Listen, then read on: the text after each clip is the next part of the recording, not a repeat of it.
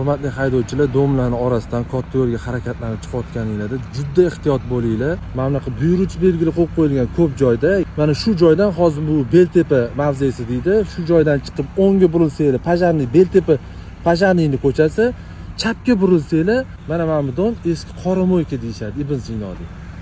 Qaranglar o'zi, bu ko'chadan mana katta yo'l, gilamli katta yo'lgacha chiqib ketish o'zi mana 20 metrmi shunaqa chiqadi.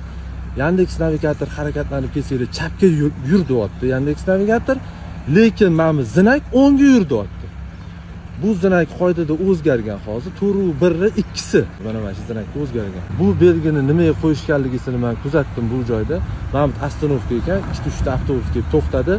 Siz harakatlanib chiqayotganingizda chapga burilasiz. Avtobusning orqasidan kelayotgan transport vositasi ham avgonga chiqadi. Qarama-qarshi bo'lib qoladi bir-biriga, avariya situatsiya kelib chiqadi. Bunaqa zinak sag'al nariroqga borilganda shtrafnoy oldida ham qo'yib qo'yish. Mana bu ko'cha shtrafnoy oldidagi ko'cha. Chapga yurilsa videoni boshidagi joyga boriladi, o'ngga burilsa shtrafnoy Pajarkaga qarab yuriladi. Bu yerda ham buyuruvchi belgi qo'yilgan, bu belgi eski. Mana shu yerda ostanovka bor. Avtobus kelib shu yerda to'xtaydi. Avtobus bo'lsa, avtobusni qo'yib yuborib, keyin harakatlanasiz. Nimaga bu yerda chapga burish mumkin emas deb qo'ygan desangiz, nariyoqdan kelayotgan transport vositasi siz chiqib ketganingizni ko'rmaydi. Siz ham u yoqdan kelayotganini ko'rmaysiz. Lekin Yandex navigator chapga burilishga ruxsat beryapti bu yerda. Bir-biriga zid bo'lib qoladi.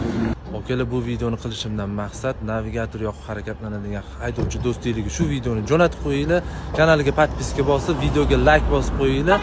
Iloji boricha shunaqa holatga duch kelib qolsanglar, yo'l harakat qoidasiga amal qilinglar, navigatorga ishonib qolmanglar.